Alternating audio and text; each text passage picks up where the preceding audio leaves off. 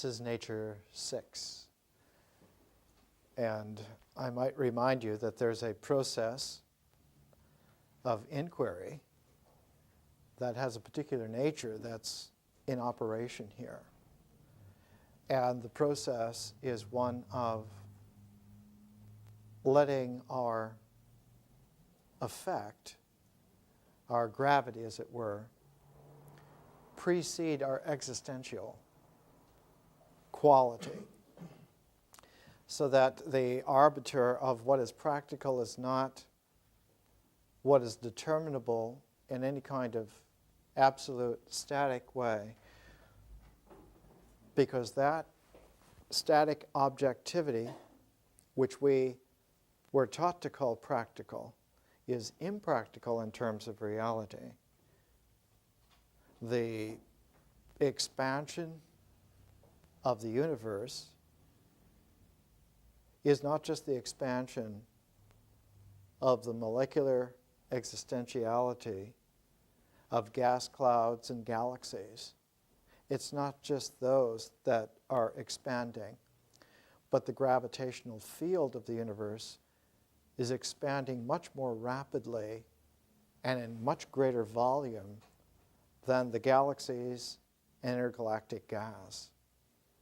The volume of the universe is increasing trillions of cubic light years every second because of the expansion of the field of gravity. Into what? Not into anything. That as it expands, it creates both time and space. And so our sense of what is natural needs to be tutored. And this tutoring is not just the refinement of relativity or quantum mechanics, but the refinement also of an earlier form of ourselves.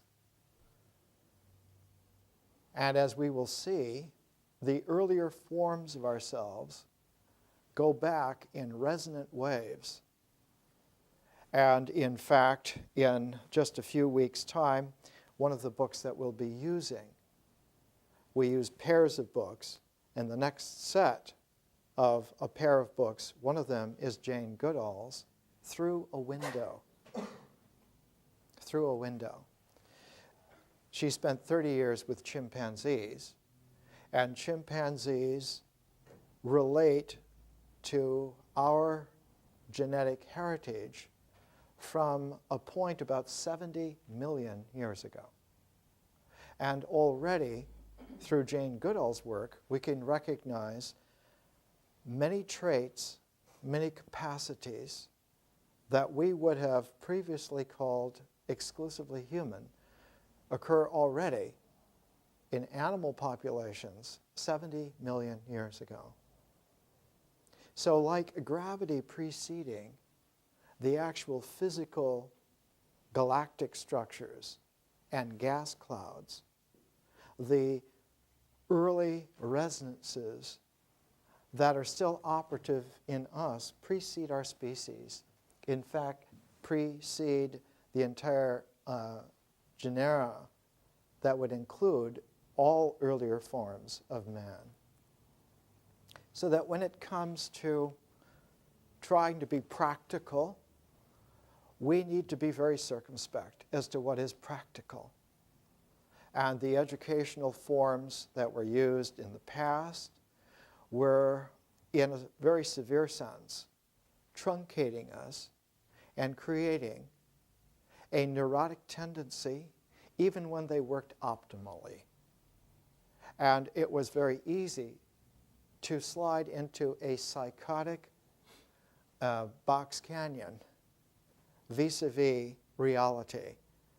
And this education, this form and this process, this structure, is meant to obviate that kind of neurotic tendency and psychotic outcome. So this is a completely new form of education, but takes its cue from previous forms that men and women in past ages developed for themselves. Today's lecture is entitled Psychotic Box Canyon Time.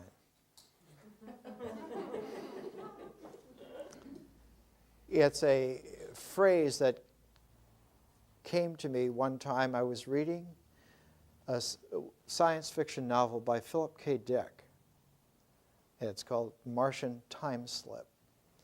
It's about somebody who goes psychotic on Mars and has a very difficult time because there's no nature that's Earth-like at all on Mars. So how do you adjust? So if you go mad on Mars, you're going to have a tough time getting healed. But it's also, because of Dick's genius, that what happens in a psychosis, and he was almost a bona fide clinical schizophrenic himself. He knew whereof he spoke. He managed to survive and continue because he was a master at, I have to use a rare English word, the taciturn grimace. He was the most severely reticent smiler that I ever met. If you got him to twinkle one eye in an instant, this was a loud guffaw from Philip K. Dick. He realized that in a psychotic situation, what happens is that space closes in and time stops. That the psychotic becomes trapped in a box canyon where time doesn't go forward and all the coordinates of spatiality collapse into confusion. And one of the therapeutic tabs to beginning to come back from that, to heal from that, is to get time flowing again so that something, anything happens. It's not a question of something nice happening. In those kinds of dire situations, anything that can happen.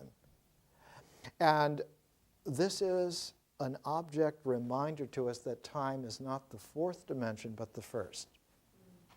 That the three dimensions of space flower out of time, much like the aerial structure of the lungs fills with breathing and the lungs fill out, so that it's the rhythm of the time of breath that creates the space of the lungs, in a way. And that there's a rhythm to breathing. One can breathe in, and then one can breathe out.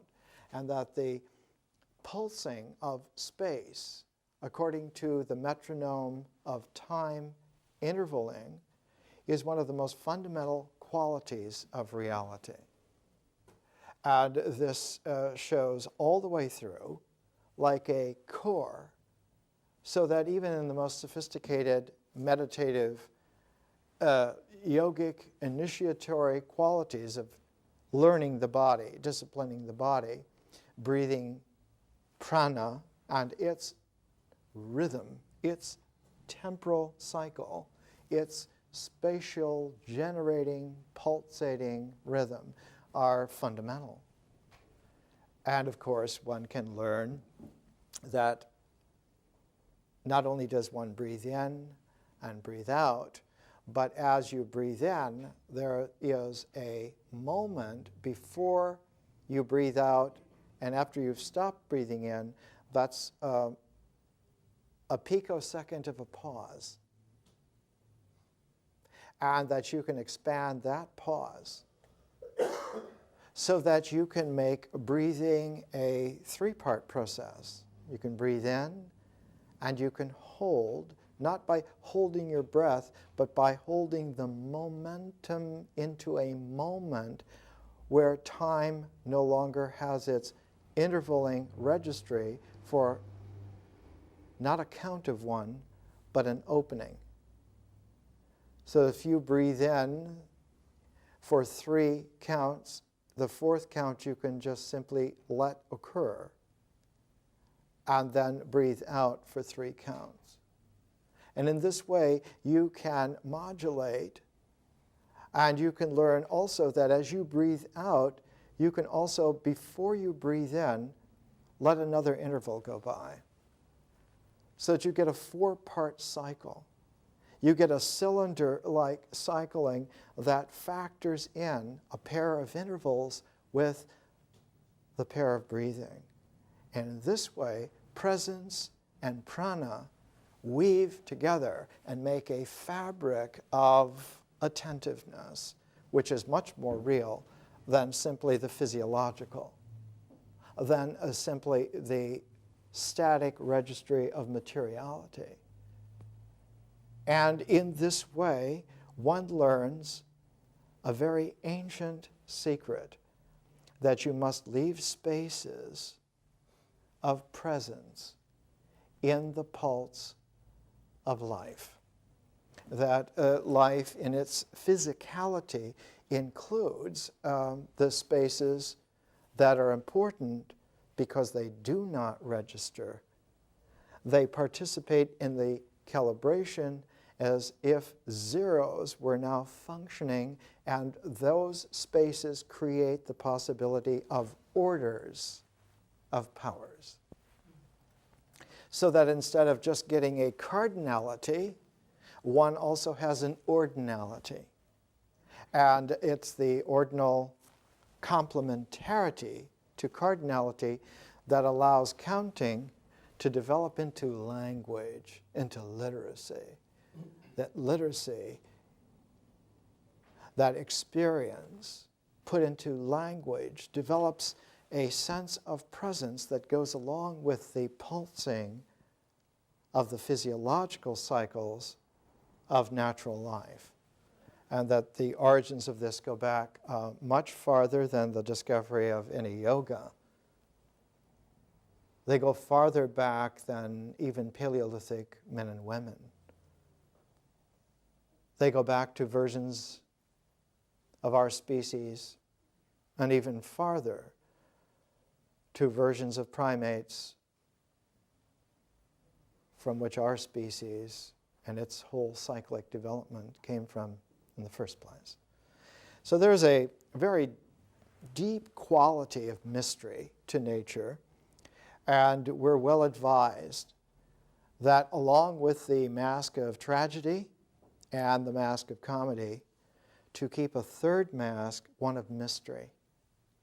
And the education in this first cycle, the first season of the first cycle, the first year of how does nature work in such a way that it starts from this mysteriousness of time occurring and flowering out into space and gelling from the energy that occurs from that rhythmic pulsation, that energy can congeal into stored posits of materia, like protons and electrons, and become mass, and that everything spins out of this incredible choreography. A choreography of a dance of reality, which includes life not as some special condition, but as the normal phase of its expressiveness. So that life occurs everywhere in the universe, quite naturally, quite normally. And we are invited then to understand that because tragedy and comedy, which highly stylize the major choices of symbolic civilizations, do not at all exhaust the reality, and that primordial men and women were in effect much wiser because they always chose to follow the mystery of life rather than to cringe before the tragedy or forget it all with the comedy. So that the mysteriousness of nature invited our primordial forebears to enjoy what a Frenchman named Lucien Lévy-Bruhl, who in 1910 published a book. It was translated in 1926 as How Natives Think. And Lévy-Bruhl was a great influence on Carl Jung. And it is one of Jung's great exponents, Marie-Louise von Franz, her projection and recollection in Jungian psychology. That's one of the pairs of texts that we're using at this part of nature. So Marie-Louise von Franz, in writing about projection and recollection in Jung's psychology, and that Jung's psychology greatly enlivened because of someone like Lucien Lévy-Bruhl, who understood that there was in primordial people, in 1910 they still used the English term primitive because of the French term, primitif, that primitive peoples did not think like we do, and in fact did not relate to life in terms of thought, but related to life in terms of nature, and that it was specifically the mysteriousness of nature that they related to, and they related to it by what Lévy-Bruhl came to characterize as the law of participation. Participation. Participation mystique. That there was a sense that one was incorporated into the flow of how nature happened, how nature worked, and that when we were a part of that flow, no matter that we didn't understand the details at all, we were a part of the flow and we were okay. That life could continue. Nourishment happens. We are real, and thriving obtains. Lévy-Bruhl, in writing about the law of participation, points out that there is a very peculiar quality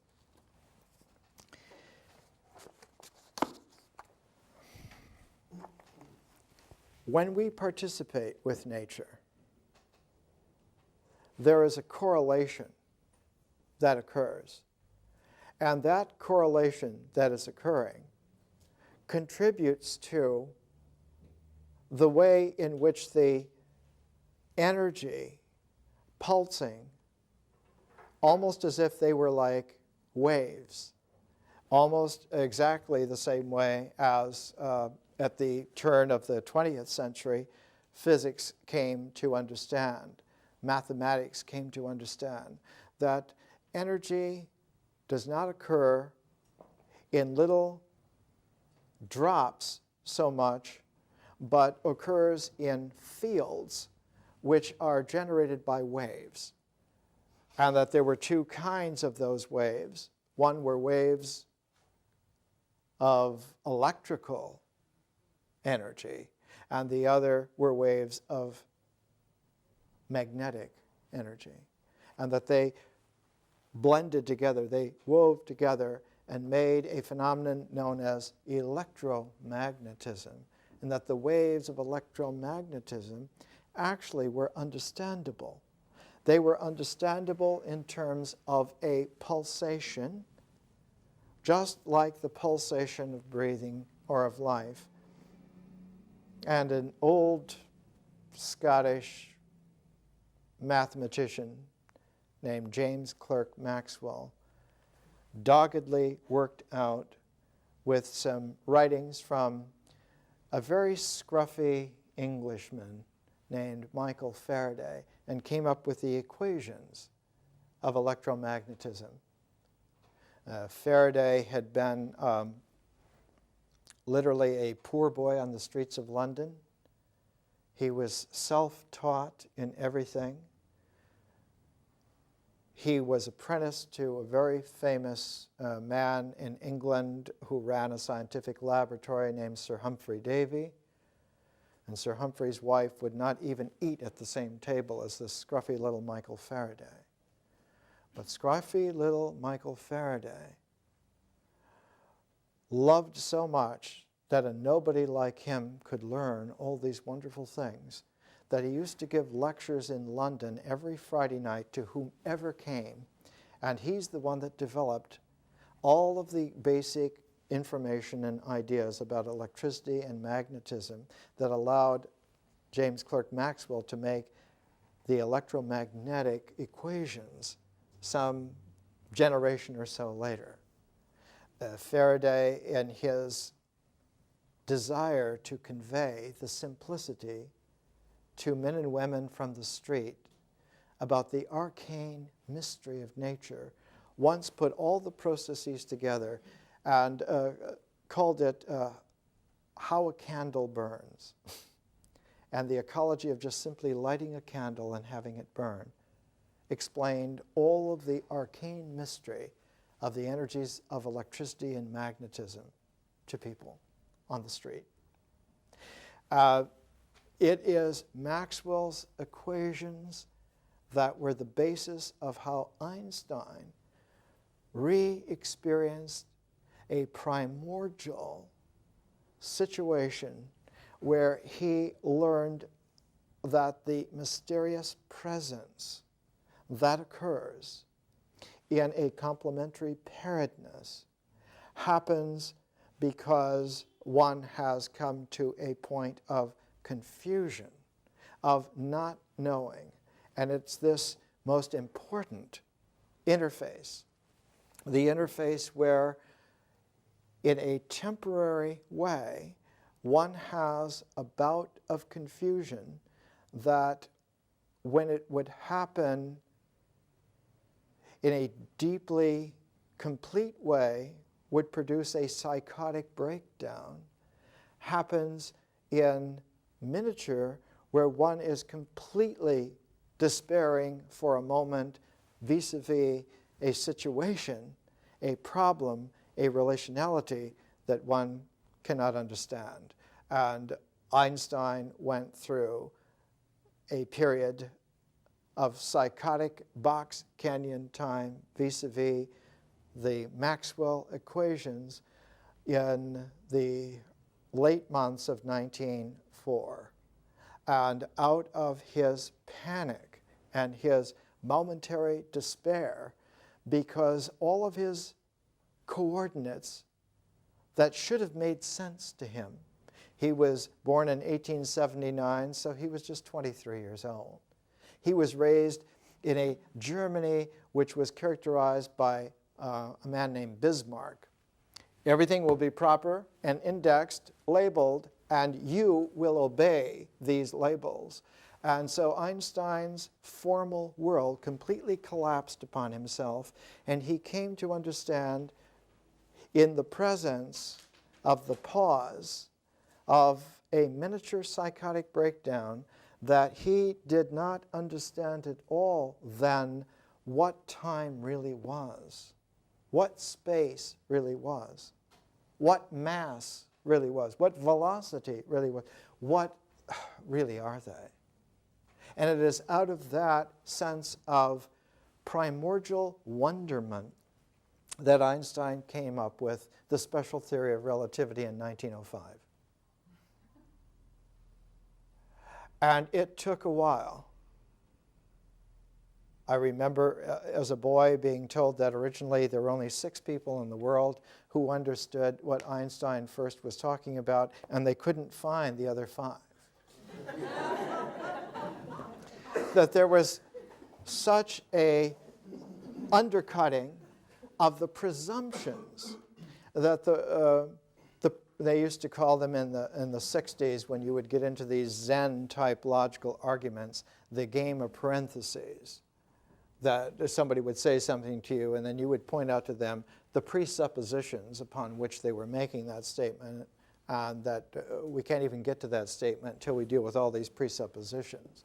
And they would reply to you, well, your list of presuppositions also has presuppositions in here. And you would get into these arguments that would be sort of like silent karate movements.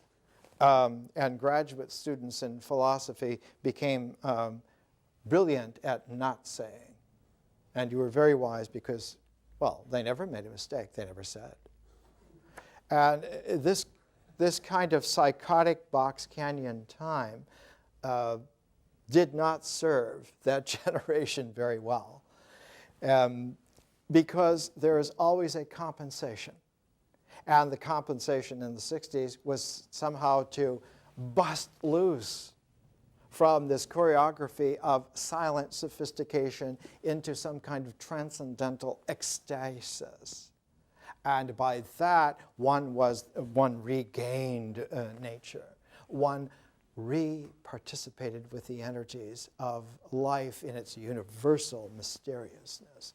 And out of that came a penchant, a predisposition for a pharmacological answer to the breakdown of intelligent discourse. And this is very much extraneous, very much extraneous.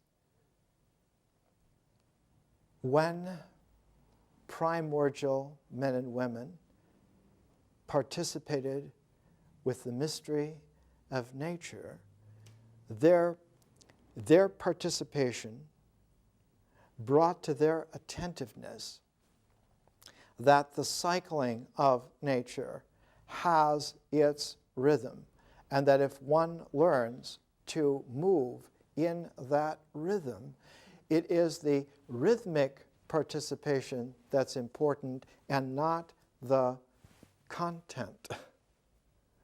So that the dance steps of the ceremony were the encoding of the intelligence and not the images that were put into the ceremony. And so it was the modulation of time signature that was the first sentience. And this is very important, because if you do not dance yourself, you have no attentiveness to the fact that if you shift your time mode in your dancing, your kinesthetic quality is morphed and changed. And so the saying at one time, the primordial people's response to the 60s was, don't trust anyone who doesn't dance. It's only in doing the dance of life, in mystical participation, that one gains the feel for how this really works. And it doesn't really work because of a connectedness in some kind of causal way, but it works because there is no causal web that stops the resonances from being protean on levels not yet even imagined. And so one of the most powerful volumes that was published in the Bollingen series is this volume, The Interpretation of Nature and the Psyche, which pairs an essay by C.G. Jung, the essay on synchronicity, an acausal connective principle, and the second work is by Wolfgang Pauli, The Influence of Archetypal Ideas on the Scientific Theories of Kepler. A moment on the Bollingen series itself. When Jung himself was like one of these incredibly energized analysts. He literally analyzed thousands, if not tens of thousands of people over a long lifetime. And one of the people that he helped was Mary Mellon, the wife of Paul Mellon, very wealthy family. And in order to show their gratitude, the Mellons asked Jung what could they do to help. And he said to set up a fund to publish a whole series of books which were classics or books that were indispensable to understand the maturation through this therapeutic process. And so the Bollingen series was set up, and they published about 100-some volumes, many of them multiple volumes.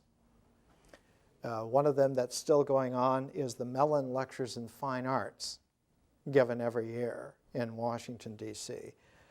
Another set was ancient Egyptian religious texts that were bunched together, 6 or so volumes on the pyramid texts, and many other works. So this interpretation of nature and the psyche is volume 51, right at the center of the Bollingen series.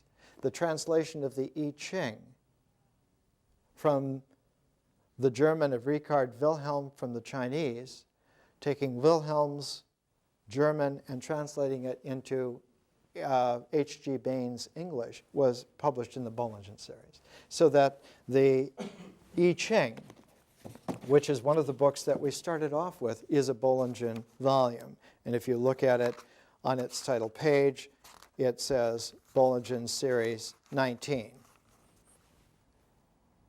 So the whole Bollingen series is of interest to us at this particular standpoint.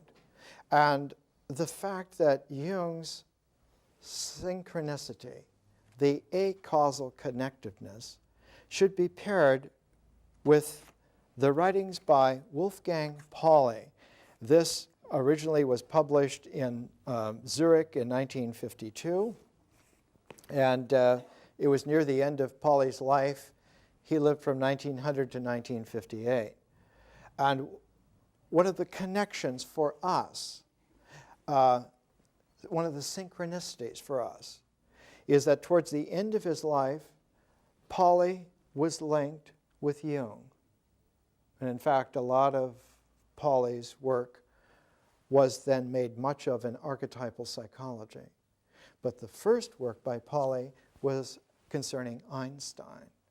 When he was 21 years old, he wrote The Theory of Relativity, published in the Encyclopedia of Mathematischen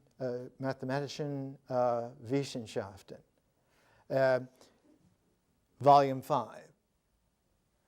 And it's monumental because it explains the theory of relativity before all the complications of the theory of relativity had been worked out.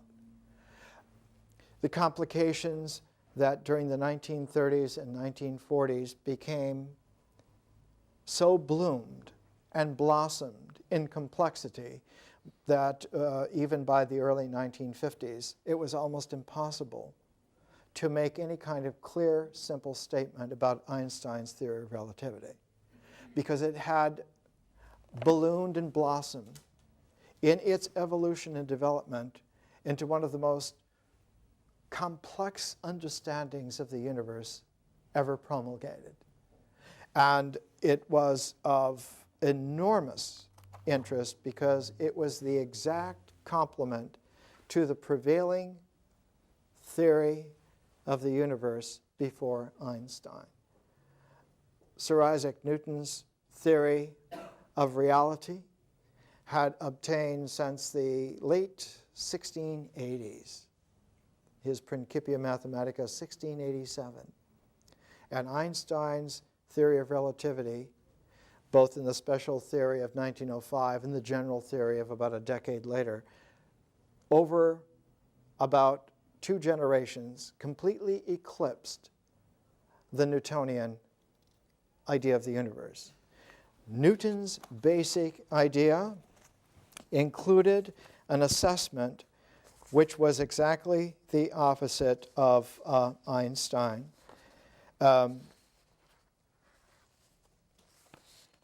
Newton said that there was a certainty, and that the certainty was because there is an absolute space and an absolute time, and what is relative is the speed of light. Whereas Einstein turned it into its converse, that it is the speed of light that is absolute, and that time and space are relative. And in fact, they are relative in such a way that one can not talk about time separate from space.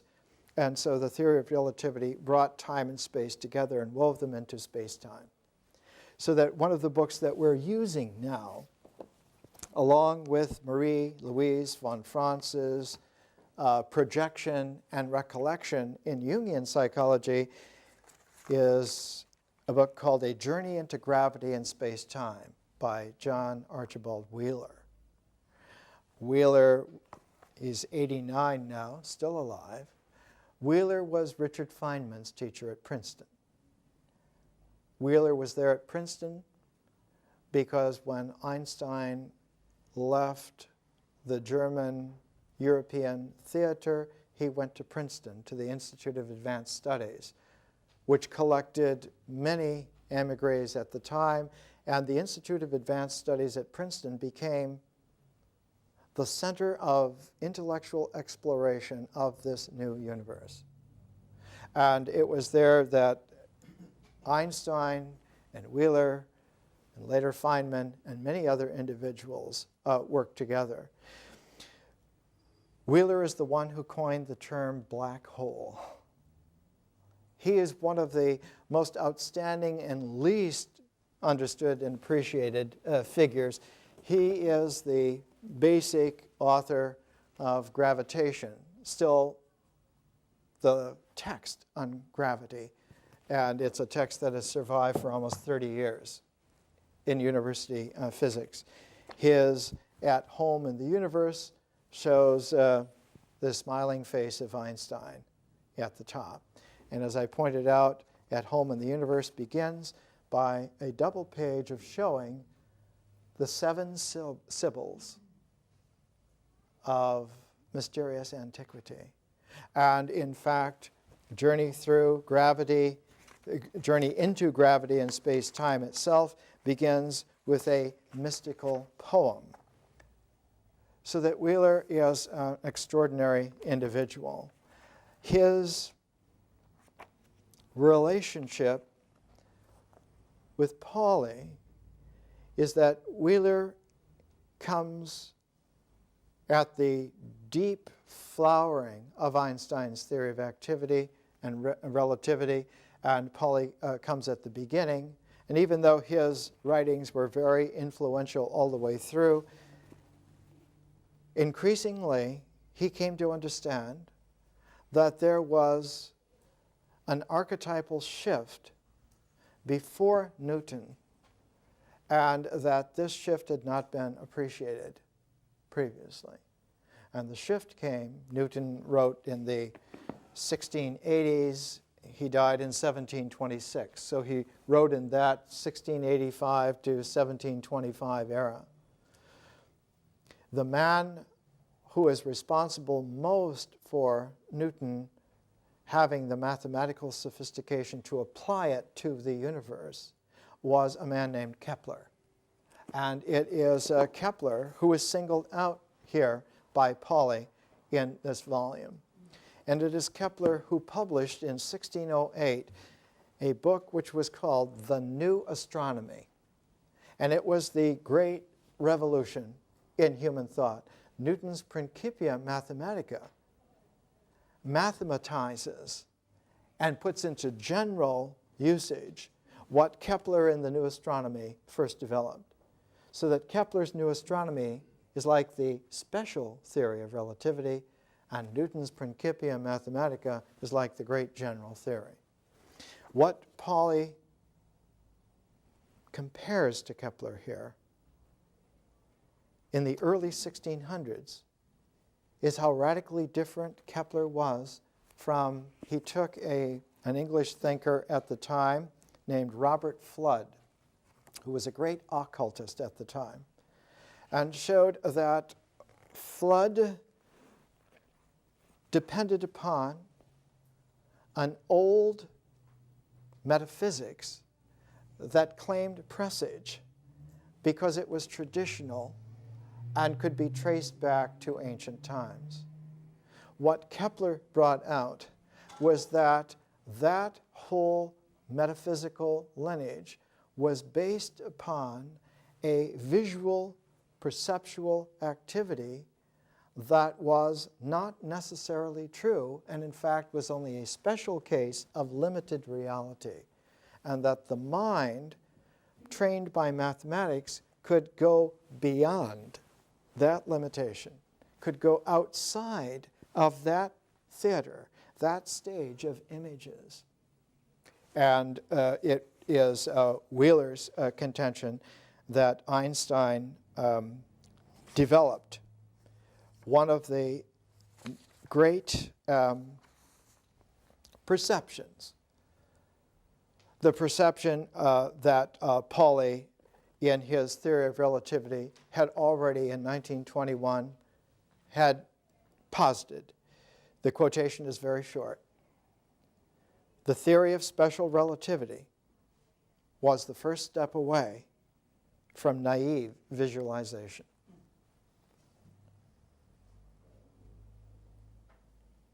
If you're following a metaphysics, a philosophy based on very clear visualization, you're in a psychotic box canyon time. And there's no way for you to know that. It takes a Martian to tell you. Let's take a break.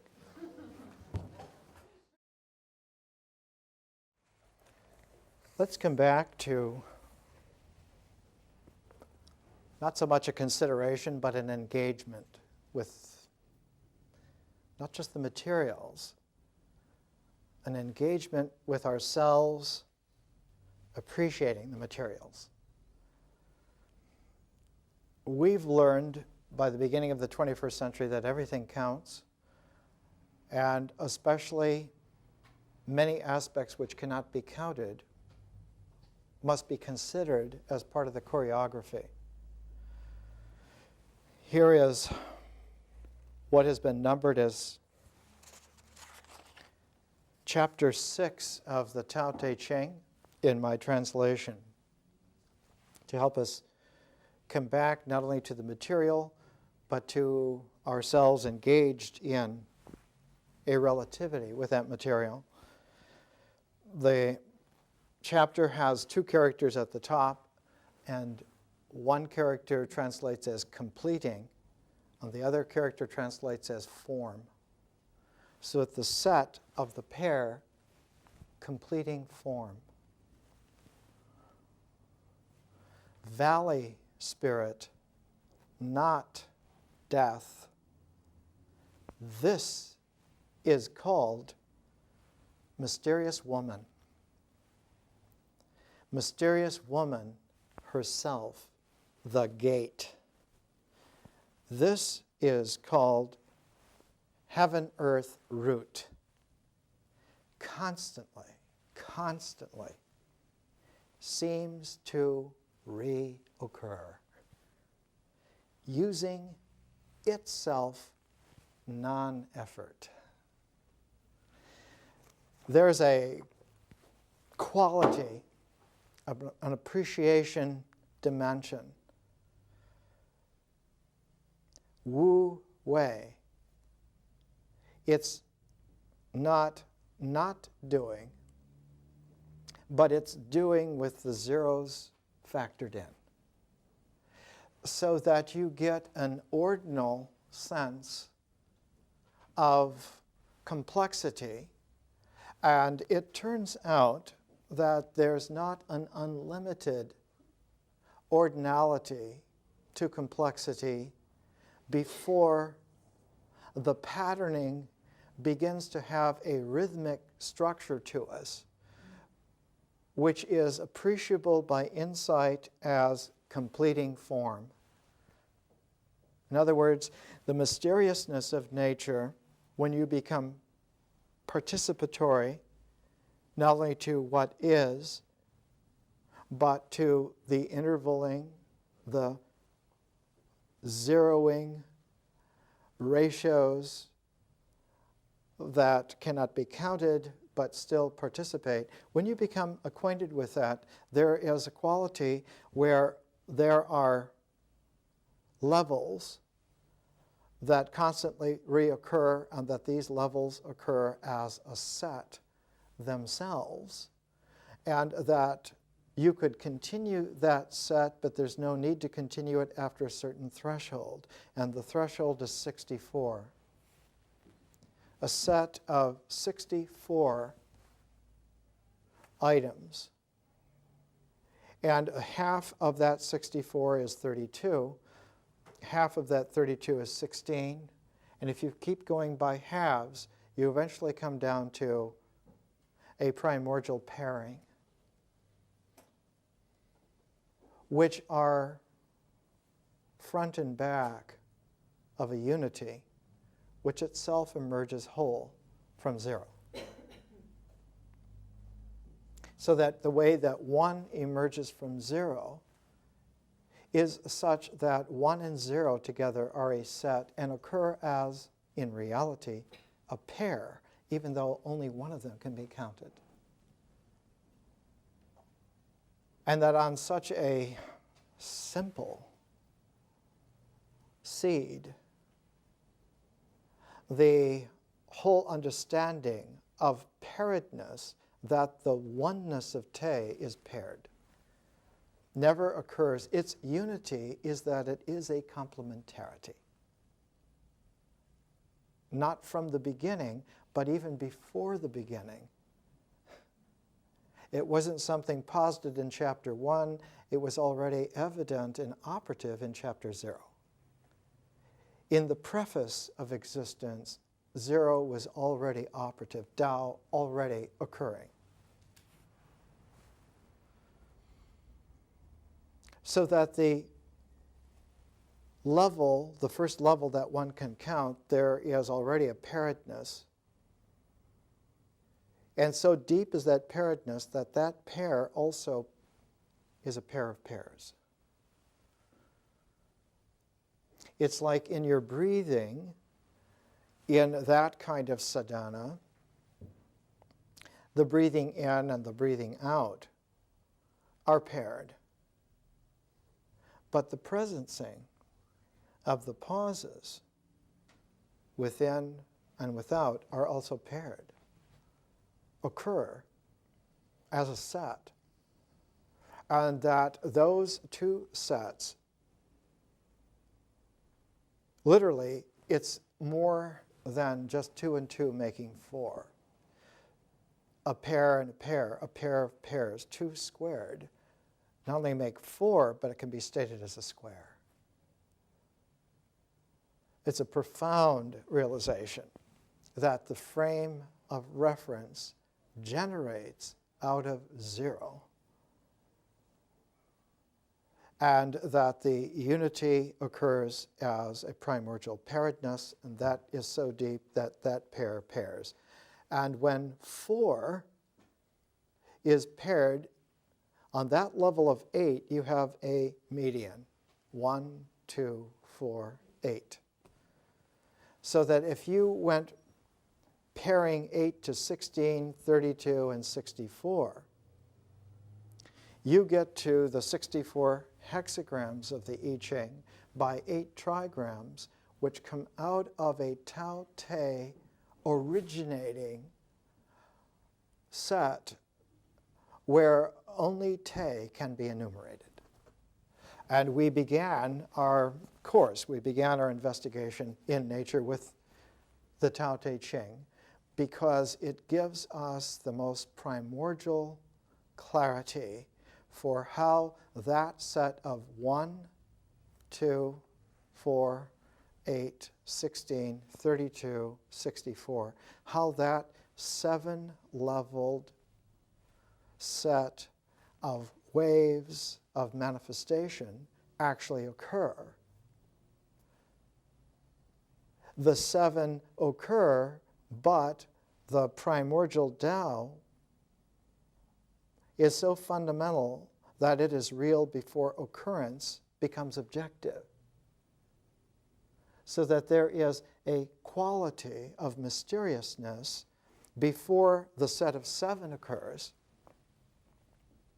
And when you get to the 8th level, this is ancient wisdom, when you get to the 8th level, a reoccurrence happens where the originating manifestation occurs but on a different power, with a different level, has a different power to it. so that the ancient wisdom statement 2,000 years ago would have been the eighth reveals the ninth. And the ninth is not a ninth beyond the eighth, but the primordiality of the zero beginning, of the mysterious beginning.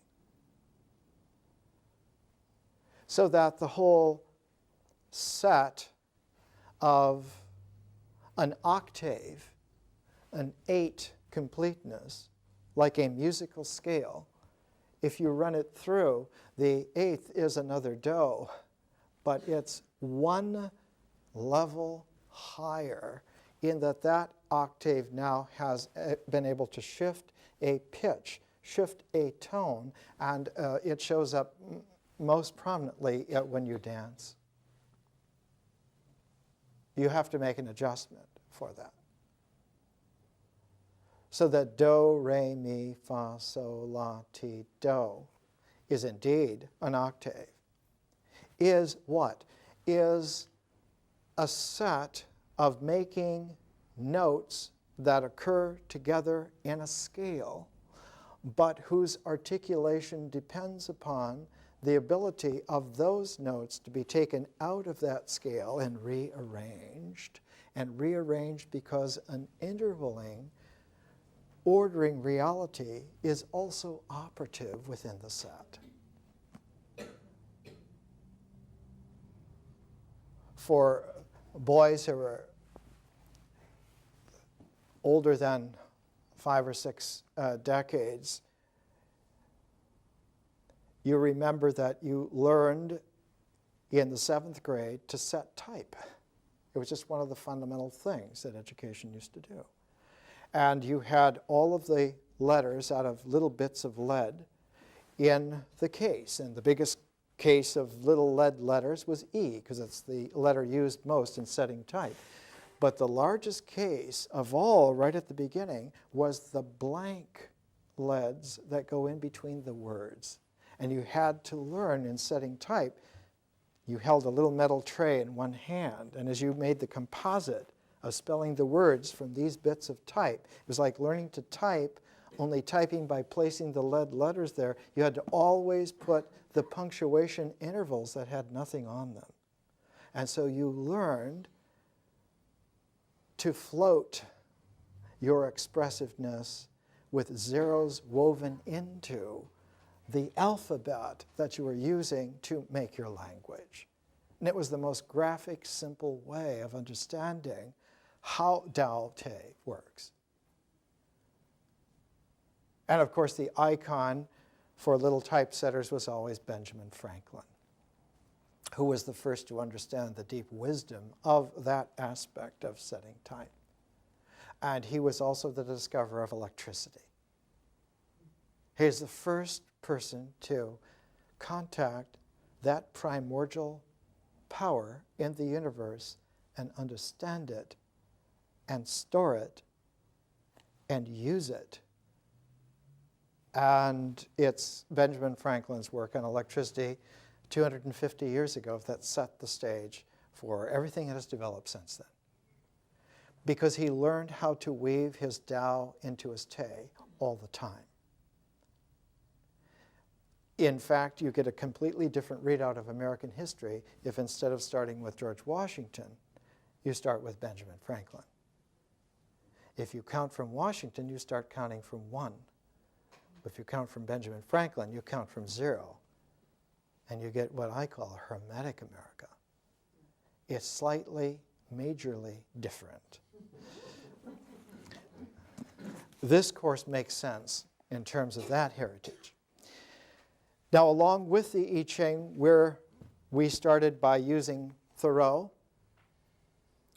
We used Thoreau because he is an example of a civilized person who was able to go back into a Paleolithic primordiality vis-a-vis nature.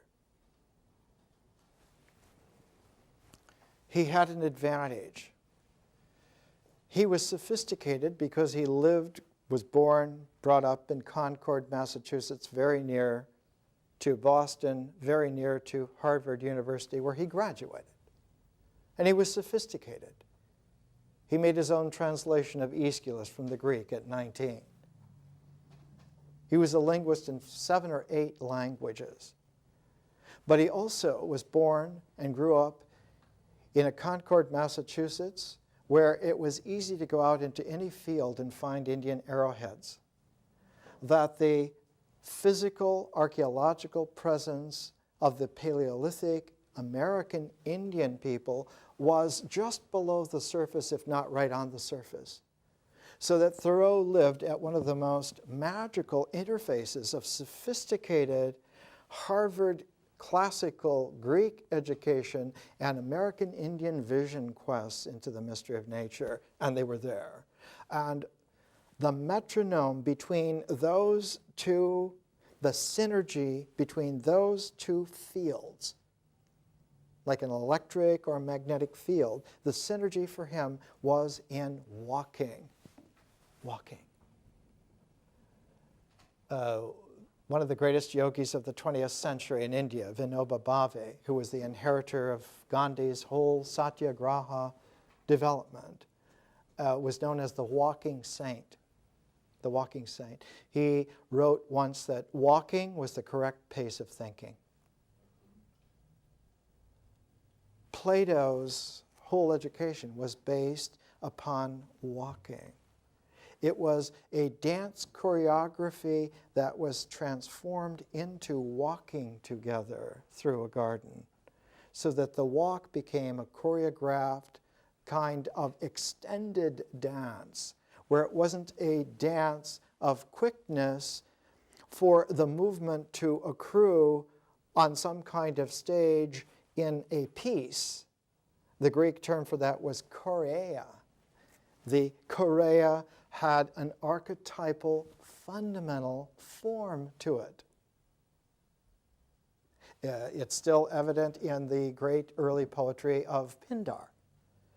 Pindar and Aeschylus are contemporaries. The beginnings of what we would call classical Athenian Greek culture come from that era. Pythagoras, Aeschylus, Pindar. And Pindar's poetry all has the same kind of structure that the choreia dance has. That you carry a movement all the way through a cycle of development to a certain point, and then instead of completing it, you turn and go back all the way through that cycle, and then you come to another stand, so that the beginning starts anywhere, moves around and turns before it comes there, so that you leave a gap, an opening, a space, and you come all the way back through, and you stop just before you finish, so that the beginning, the middle, and the end are open. They're the blank lead pieces, so that you have an articulation at the beginning, at the middle, and the end. Nothing occurs there. But because you did a double circumambulation form, you now have a 99% pure cup that holds all the space that that cup could hold, but that cup is open to the mystery of the universe.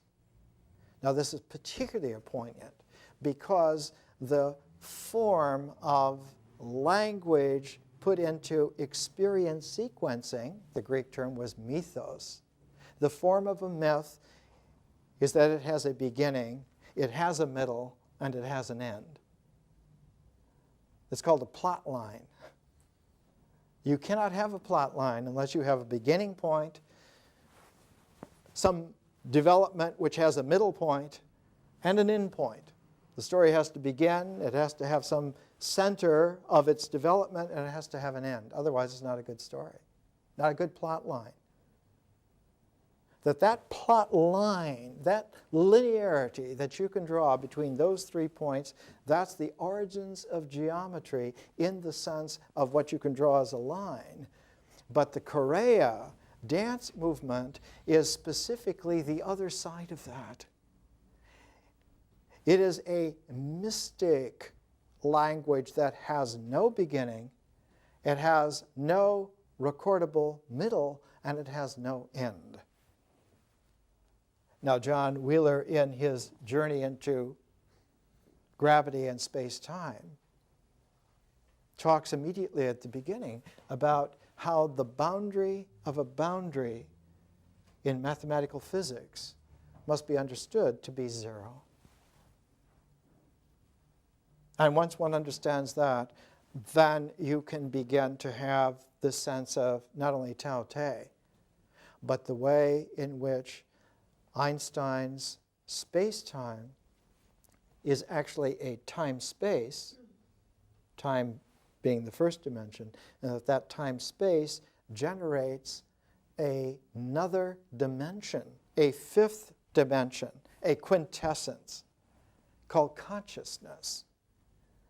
And that there is such a thing as a conscious time-space, which is a five-dimensional field of reality, which changes everything. Especially because in Einstein's space-time, one of the foundations is that there is no instantaneity in the universe. Everything has a time in which it moves, in which it happens, including the ultimate time, the fastest time, the speed of light, 186,279 miles per second. But in conscious time-space, instantaneity is the familiar intelligence of reality. But it will take us a whole year to develop ourselves enough, to get enough stamina, to get enough attentive depth of penetration to be able to go into consciousness. Because the ideas of consciousness are completely puerile. Most of what passes as sophisticated ideas of consciousness are just, frankly, lack of experience. No first-hand experience. So we have a pair that we began with, the I Ching and Thoreau, and especially in Thoreau, his two essays on walking. One of them is called A Winter's Walk, the other simply called Walking, reprinted separately many times. So that Thoreau's sense of walking in nature and the I Ching's sense of ordering in nature go together, and they were our beginning. But in order to interface these two books as a pair, in order to bring them together as a set, as a pair, I put the most simple assignment possible at the beginning, at the middle, and at the end, so that these two, I have to use an alchemical term for a second, these two are annealed. They're electroplated together by that activity, and that activity was to take a walk. To take a walk from wherever you live, around your neighborhood, and come back home.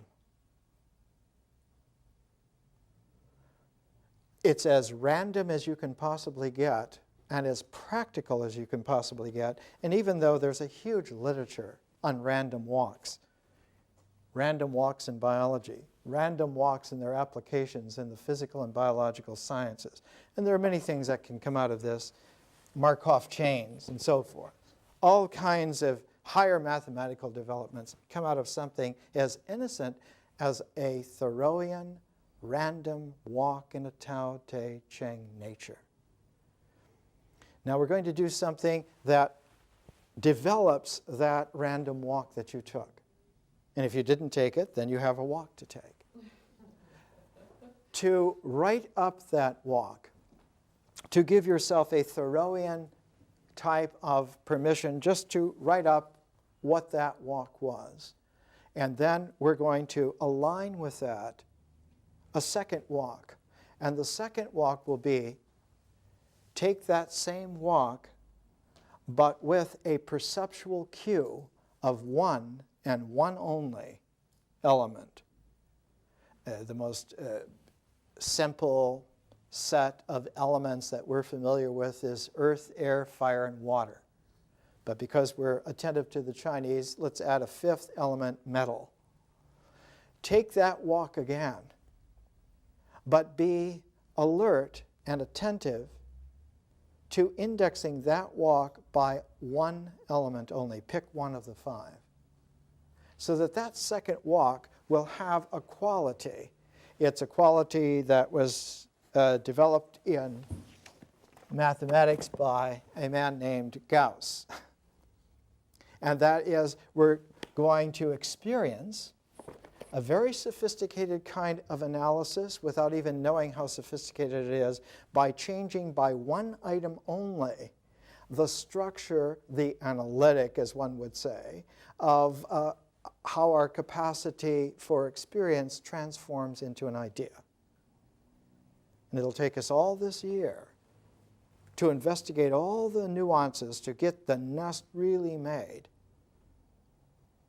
so that we have that cup, that nest, that form of acceptance that's still open to the mysteries, because we will never have closed it off. We will never have used or utilized a projective presupposition on any grounds from any place at any time to close that off. One of the old American Indian concerns was always to sing and bless a newborn baby from the top of the head, because the bone of the cranium, the skull, has not yet closed, and there's a soft spot at the top. And by keeping that open, we keep ourselves open to the energies of nature, so that when we sing our songs, or later in a more sophisticated way, when we think our prayers, they're able to go out, and blessings are able to come in. Not so naive. The Saharastra chakra is exactly such an osmotic gate. We would call it in molecular biology an ionic channel. That's exactly what it's called. Not for channeling, but for allowing electromagnetic impulses to osmotically move through the membrane and communication to happen. If that's closed off, you get into a Philip K. Dick psychotic box canyon time. And it's hard to find a Martian who can cure you. So that second walk also keep track of, write it up. And then, because we need to have not only a beginning walk and a second walk, we need a third walk. The third walk, we're going to use an ancient technique. This is an Indian, this is a karma yoga technique. Karma means doing, an activity, putting the pragmatos into play. Not a throw of dice. To think that it's just chance is to misunderstand. There's no chance whatsoever in reality. Chance is, in reality, change. And if you know the theory of games, you can transform any chance into a game and learn how to play it, so that change happens by the way in which you tell the story. It's not that you make it happen, but it's that the way the universe is set up, it will go along with you. There's a sport in Canada called curling. It's played on ice, and you have these two poles, these two goals, and you bowl these pumpkin-looking metallic wooden things, and at the other end your partner has a broom, and they sweep the ice to make the ice warm so that it heats up on the surface, so that a little thin film of water forms, and the bowled curling item will follow the sweeper's broom, and you can bring something which is off-center right into the goal. We're using that kind of a technique. We're learning how to curl, because space-time curves. It always curls. And if we sweep it in the right way, if we leave it open and clean so that nothing is there, the thin film of osmotic possibility always favors us. It's not a matter of gambling. God doesn't throw dice. he always wins. The whole Mahabharata is about Yudhishthira, who doesn't know how to throw dice and loses his entire kingdom, even loses himself. His wife asks, how can you lose yourself? Because he lost her after he lost himself. She says, how can this be? That you lost me after you lost yourself? But the whole point in that structure of the Mahabharata, of that great Indian epic, of which the sixth Parvan is the Bhagavad Gita, the whole understanding is that Yudhishthira, to be king for real, must learn that you do not gamble. There's a science of dice, and when you master it, you never lose.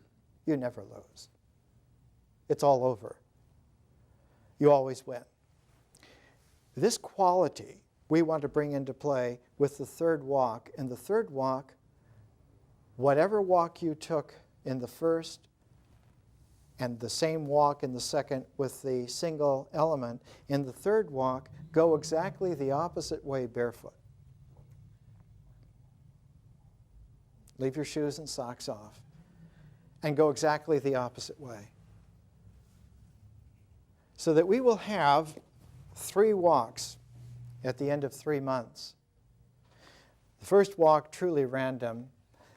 The second indexed by a single, one only element. And the third, a kind of a reverse, but a reverse that has an obverse quality to it. It will be a reverse of the first walk and an obverse of the second walk. Because one of the old wisdom, it's a Pythagorean mystical community, mudra. Yes, there were mudras in Greece also. Not only does the hand present itself with a front and a back, but the back can be upside down, and when you turn it around, the front is upside down also. So there's always a square of possibilities. And not only do the pairs line up with front and back, upside down, front and back, but the diagonals also line up as pairs. So that there are possibilities of relationality, and any really good logic always makes sure that you understood the entire square of its expressive possibilities. Meaning comes in a set, and one has to understand all the fundamental permutations, all the possibilities of its operative exercise. The tradition anciently was to give you 3 corners and let you find the 4th. If you couldn't find the 4th yourself, then you were not accepted any longer. That is to say, your participation had come to a psychotic box canyon time, and you should know that. It wasn't that you were thrown out of the situation, but that you yourself threw yourself out of the situation by not being able to continue. And part of it is because students would make up something to go in that 4th place, whereas there is nothing there in the 4th place at all. It is the contrapositive of what occurs. And so it doubly does not occur. And generally, the 4th element then was doubly mysterious. This is very difficult to appreciate and understand, and it was something that Einstein had to work with. And one of the keys for Einstein was to understand the work of a man named Lorentz. And Lorentz is famous forever for a transform that he made in mathematics of how to relate a stationary frame of reference to a moving frame of reference and make a conversion between the two. And that if you do not know how to do that, it is forever a non-understandable relationality. And Einstein was saved from his little miniature psychotic breakdown by the Lorentz transformation. He was pulled out of it and was able to do the special theory of relativity at the age of 23.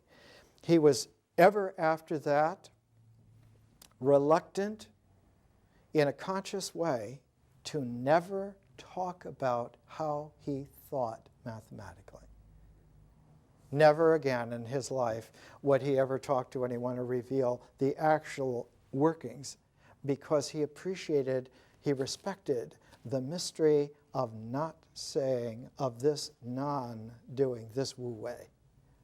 Very, very sensitive to this. Similar to Thoreau, who characterized himself one time as a surveyor of snowstorms, that he stood in a grove of trees and gave of himself to the entire grove so that they could, conscious time, space, be together in a snowstorm. It's very similar to the way in which the I Ching began, with the iconography in an ecology of a rainstorm in the mountains. And all 8 trigrams are the little vignettes of the stages of that rainstorm in the mountains. But particularly is that the beginning of that rainstorm in the mountains is just the activity of the rain emerging out of Tao. This is not a pure yin. To think of it as yin is a misunderstanding. Tao is not yin at all. Yin is part of the paired set of Te. And we talked about that in the first couple of lectures. You can go back through and listen to them. The quality that the Lorentz translation made for Einstein was he was able to relate 2 seemingly incommensurate frames of reference together, and that what was relative between them was time elapse. Not time as a thing, but time elapse. So that even the words in English convey a relationality which is fundamental. A moment we can call a speck of time related to momentum, which is the force, which is the way in which the movement of momenta occur and carry and convey with that all of the attributes of space-time. They flow in that pattern. And it's not that they're carried by anything else. There's not a something else. In Einstein's day, it was called the ether. People were looking for the ether, which was never found.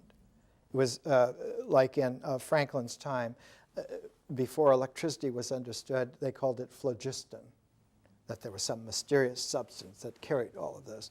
And Franklin learned to stop listening to the mischaracterization of poor education and to stop looking for phlogiston and to work with the electricity as it was. Einstein did this for space-time. And he was the first person to appreciate that there was nothing whatsoever carrying everything completely. And that this entire woven fabric of space-time has curvature, curves. And we will see at the beginning of next year that because time-space curves, consciousness also has curvature and can be understood. It has a mysteriousness for sure, but not what was supposed. Now we're helping ourselves to try and appreciate, to recollect ourselves by a certain kind of language that I'm using, a language style, a language form. The form is that chorea of just beginning and going through an expressive cycle, and just before coming to a closure where one would have a point that you would then take a note. This is what is being said, that I curl back from that. It's like curling, just like curvature. And I don't complete it, but I go back the other way. And try to go back the other way in some consistency so that you could get used to the choreography, so that the ideas do not occur as conclusions to soundbite geometry, but float freely and openly as a field of inquiry. So that what we're doing is we're generating a field of inquiry that never rains out. It never posits itself in some kind of residue so that we become hypnotized and look to the residue to find the meaning. You cannot find the meaning of life in the sewers. Yes, there is something there. It's not that important. So I use from time to time poems to bring this in. And I want to give you a few lines, again, from Wallace Stevens. This poem was about a musical instrument called the oboe. The way that you play an oboe is on its side. It's called Asides on the Oboe, and it is one of the most mystical of all American poems. He writes, "The prologues are over. It is a question now of final belief. So say that final belief must be in a fiction. It is time to choose. That obsolete fiction of the wide river in an empty land, the gods that Boucher killed, and the metal heroes that time granulates, the philosopher's man still walks in dew, still by the seaside mutters milky lines concerning an immaculate imagery. If you say man is not enough, can never stand as God, is ever wrong, in the end, however naked, tall, there is still the impossible possible philosopher's man, the man who has had the time to think enough, the central man, the human globe, responsive as a mirror with a voice, the man of glass, who in a million diamonds sums us up." More next week.